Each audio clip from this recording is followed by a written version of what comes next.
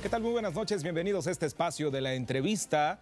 Mandamos un saludo muy afectuoso a quien nos está escuchando a través de la radio de los veracruzanos, nos está observando a través de la televisión de los veracruzanos, 8 estados de la República Mexicana esta noche llegando y en cobertura global a través de nuestras redes sociales. Estamos para informarle a usted de este tema que le estaremos platicando el día de hoy aquí en la entrevista. Más de 50 organizaciones civiles, entre ellas Teyelis, Asociación Civil, académicos y un sinnúmero también de activistas que tienen que ver con la conservación, protectores de fauna y lo que tiene que ver con la conservación aquí en la República Mexicana, están pidiendo frenar la iniciativa de Ley General de Biodiversidad presentada hace poco ante el Senado de la República. ¿Por qué? Porque dicha propuesta contiene las mismas omisiones de la Ley General de Vida Silvestre que ha generado o que ha causado la explotación y el detrimento de las especies silvestres en la República Mexicana. Especies de las cuales nosotros somos muy ricos y muy afortunados de contarlas aquí en nuestro país, pero que desafortunadamente, créanme, no le damos el valor que en otras naciones nos reconocen como un lugar rico en fauna y en flora. Para hablar acerca de este tema, vía Skype desde la Ciudad de México se encuentra con nosotros la bióloga María Elena Sánchez. Ella es la presidenta de Teyelis, a quien le agradezco que esté esta noche acompañándonos en el espacio de la entrevista. Bióloga, le agradezco mucho que nos esté acompañando. No, el honor es mío y además encantada de estar en contacto con ustedes y con ese maravilloso estado que es Veracruz. Rodeado y además uno de los más importantes en biodiversidad en este país.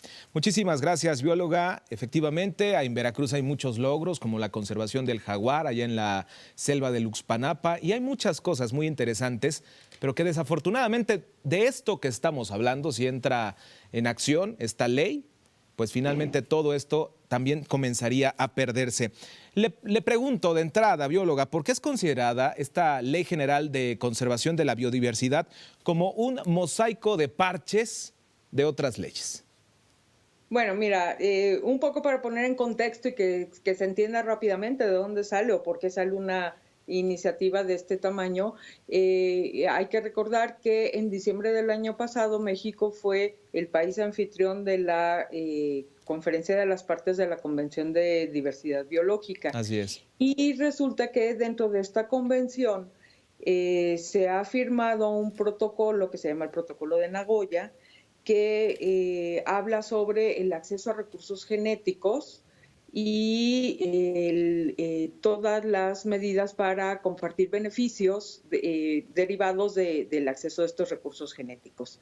Entonces, el punto aquí es que se iba a llegar a esta conferencia de las partes, México siendo el anfitrión, no había actualizado su marco regulatorio para poder ver de qué forma se iba a aplicar o se va a aplicar este protocolo en Nagoya, aunque ya está publicado en el Diario Oficial de la Federación desde el 2012, faltaban un poco como los mecanismos reguladores y pues claro, todo como solemos hacerlo aquí en México, desafortunadamente al vapor, se copia la Ley General de Biodiversidad, se le mete todo el protocolo de Nagoya, lo que se copió fue la Ley General de Vida Silvestre, se copia el protocolo de Nagoya, copian el capítulo de áreas naturales protegidas de la Ley General del Equilibrio Ecológico y Protección al Ambiente y lo pegostean todo rapidísimo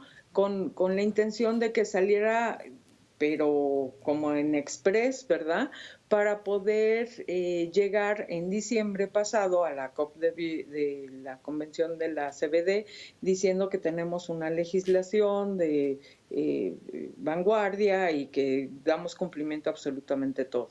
Afortunadamente no sucedió así, se alcanzó a parar este proceso legislativo en el Senado de la República y después en el periodo que inició en febrero de este año se empezó a discutir mucho más y todas las organizaciones que nos hemos manifestado en contra, pero además de manera muy puntual, no es solamente oponernos por oponernos, hemos dicho los porqués, artículo por artículo, muchísimas personas, miembros y reconocidos investigadores, miembros de la academia, especialistas en muchísimas especies de flora y fauna, también han manifestado su inconformidad y pues el asunto es que todo lo quieren manejar pues de una forma muy opaca, rápido, que todo se apruebe de voladita, Así como es. decimos, y sin la apertura suficiente, sin consultar a la gente, sin consultar a las comunidades, sin consultar a todos los sectores que se deben de consultar como para promulgar una ley de este calado, ¿no? Lamentablemente es lo que nos caracteriza aquí en la República Mexicana, lo que nos caracteriza de nuestros políticos, que finalmente hacen política y hacen leyes, hacen decretos de leyes al vapor. Y finalmente, lo que usted acaba de mencionar es muy cierto, se adapta, se hace ahí un remedio de ley que finalmente era con el objetivo de que nos paráramos el cuello, sobre todo nuestros políticos, y que tuviéramos el reconocimiento, ¿no?, de los organismos internacionales, cosa que no sucedió. Yo le preguntaría también, bióloga, ¿dónde queda el concepto de trato digno y respetuoso a la fauna silvestre dentro del proyecto de esta ley? Porque permítame que lo comente en los artículos que hemos estado leyendo, creo que nuestros señores senadores lo omitieron o se les olvidó. No, lo omitieron completamente. Te voy a comentar que todo esto viene por presiones de exfuncionarios de la ahora extinta Semarnap, con P, funcionarios que estuvieron trabajando, instituyendo toda una política que ocupan un mantra que es: si no se aprovecha, no se puede conservar. Eso es una visión absolutamente utilitarista de la naturaleza. Sí, desde luego, como parte de la biodiversidad que somos los seres humanos, que somos una especie más nada más, nosotros dependemos y utilizamos la biodiversidad para poder sobrevivir. Sin embargo, no podemos, en base a si la usamos o no la usamos, dar el tiro de gracia si se conserva o no se conserva una especie, ¿no? Hablando de la ley. Hay muchas especies que no utilizamos en lo absoluto y no por eso pierden el derecho de ser conservadas, ¿no? Hablando de la ley de biodiversidad, ¿qué o en contraparte o qué tenemos a favor en el artículo 3?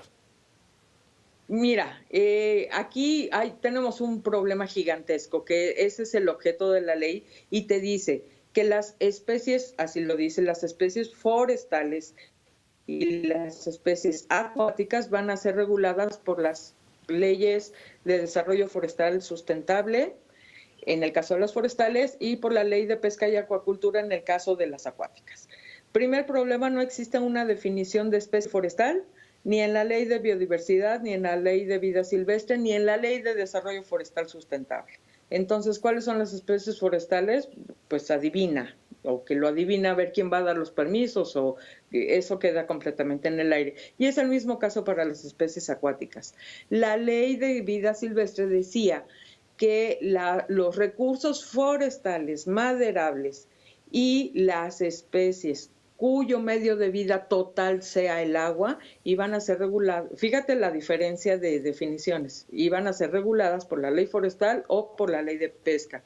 Esa es una. Y ahora, exacto, ahora como queda, por ejemplo, las acuáticas, es cualquier especie que por alguna circunstancia esté en contacto con el agua, aunque sea 5 minutos, ya se considera una especie acuática, y todo eso va a ser regulado por la ley de pesca. Eso es motivo para que ningún mexicano vuelva a dormir en paz de ahora en adelante, ¿no?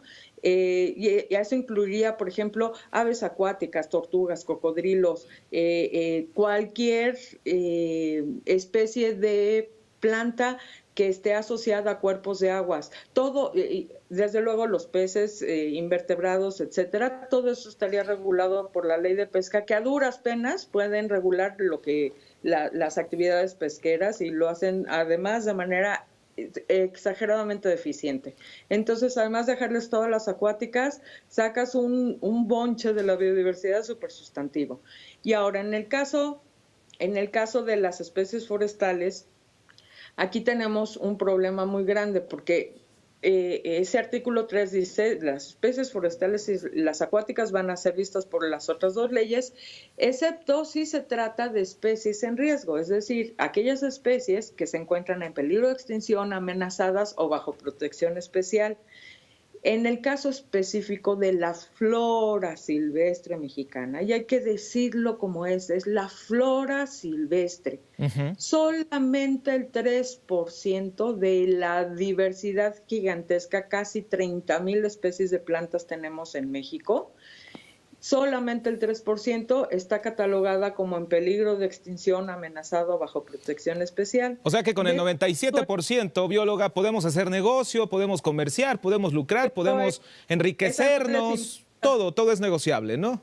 Exactamente, entonces todo el resto de la flora silvestre lo dejan como parte de la ley forestal, que la ley forestal desde su inicio tiene el objetivo de regular una actividad de explotación comercial en términos forestales, es decir, la explotación de la madera que viene de los árboles. Eso es.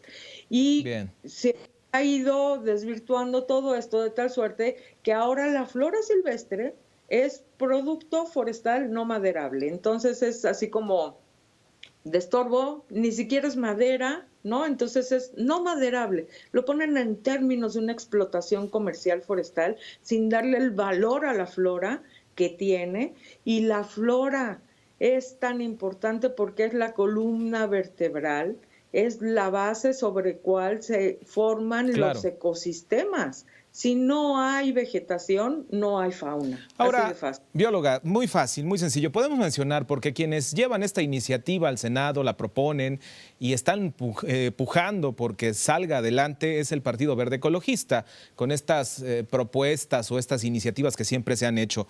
¿Podemos decir que el Partido Verde Ecologista perdió la brújula con esta iniciativa de Ley General de Biodiversidad? Y esto solo se puede entender si se considera que uno de los autores de esta ley pues tiene antecedentes, ¿no? Por tráfico de aves y de especies, ¿no? Entonces, no es como tirar la piedra y esconder la mano, no es una doble moral, no es un doble discurso. Sí, yo nada más quiero ser muy clara y la persona que tiene esos antecedentes no es del Partido Verde. A mí lo que me parece es que más bien al Partido Verde se dejó llevar por la dinámica de ser anfitriones de la COP de diversidad biológica, pero en realidad los que están detrás y empujando fuertemente todo esto son todo un grupo de exfuncionarios de la Secretaría de Medio Ambiente, Recursos Naturales y Pesca de los 90s, que estuvo bajo la batuta de la doctora Julia Carabias. Como secretaria. Entonces, digamos, todo su equipo, ellos son los autores de esta ley. Digamos, el partido, como ellos no tienen un partido político, afortunadamente, por lo pronto, ellos fue por medio del Partido Verde que presentan esta iniciativa, que si uno no sabe bien de leyes, si tú no sabes bien los antecedentes, los logros, lo que ha costado trabajo, los problemas de conservación que hay en México, de una primera lectura pues no suena tan mal, pero a la hora de analizarlo es verdaderamente escandaloso. Entonces nos están regresando nuevamente a una política que probadamente no ha funcionado de los años 90. Entonces nos están regresando 20 años, como si no hubiera sucedido nada en este país. Y además el punto de abrir el acceso de recursos genéticos, sobre todo para cuestiones de bioprospección, la verdad es que es un riesgo muy grande. Hay unos intereses comerciales gigantescos. Claro, como siempre. Institucionalmente hablando, más allá del Partido Verde, que bueno, que su labor dentro del el Senado, la Cámara de Diputados es presentar iniciativas de ley, quienes han estado empujando institucionalmente esta ley. Es este grupo. Principalmente este grupo y también la Comisión Nacional para el Conocimiento y Uso de la Biodiversidad, la CONABIO. Muy bien. Y no solamente está manejando esto, también se está movilizando en otras instancias internacionales, como por ejemplo la CCA, que es este acuerdo ambiental trilateral del Acuerdo de Libre Comercio, para que se hagan adecuaciones a la ley. ¿De cuándo acá? Muy ¿De bien. cuándo acá el gobierno mexicano le pide a organismos internacionales que vengan a cambiarnos la legislación? A mí me parece eso gravísimo, gravísimo. Nos estamos Al final de consumiendo. cuentas, tenemos un principio de no regresión que no se está respetando, ¿no? Nos estamos consumiendo ya el tiempo de la entrevista, prácticamente estamos ya a punto de despedir. Lamentablemente el tema es más que interesante y sobre todo nos falta mucho tiempo para saber las aristas y lo que se está haciendo a través de las organizaciones civiles.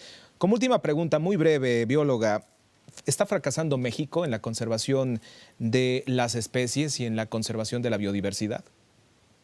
Yo te voy a decir que no, porque vemos muchos mexicanos comprometidos que estamos trabajando bien fuerte. Y en el caso de Veracruz, Veracruz es uno de los ejemplos que de verdad eso vale la pena cacarearlo a nivel internacional. El caso de las guacamayas rojas estaban extirpadas, desaparecieron del estado de Veracruz desde hace 50 años y ahora con programas de reintroducción de guacamaya roja en los Tuxtlas, con participación, por ejemplo, del Instituto de Biología de la UNAM, de Xcaret, de varias organizaciones no gubernamentales, entre ellas Teyelis, Defense of Wildlife, etcétera, se ha logrado hacer una serie de reintroducciones de guacamaya roja y otra vez hay una población, aunque sea pequeñita, de guacamaya roja que ya se empezó a reproducir. Eso es un logro muy grande. Sí, a lo mejor en términos gubernamentales se pierde mucho la brújula, pero los ciudadanos somos los que vamos a sacar este país adelante. Como siempre, y la muestra está ahí con el terremoto, ¿no? En el 85, que efectivamente, ¿qué fue lo que sucedió? Que fueron los ciudadanos los que salvaron a los ciudadanos, porque el gobierno estuvo paralizado todo el tiempo. Le quiero agradecer a la bióloga María Elena Sánchez, presidente de Teyelis, que esté esta noche acompañándonos con nosotros, hablando con tanta claridad sobre este tema que es importante que como mexicanos lo conozcamos y sobre todo que estemos en pie de lucha, porque se trata de la conservación y de lo que podamos heredarle también a las futuras generaciones. Gracias por estar esta noche con nosotros aquí en la entrevista. Un placer. Muchísimas gracias. Y yo le invito para que continuemos con más noticias. Aún faltan 15 minutos más de información.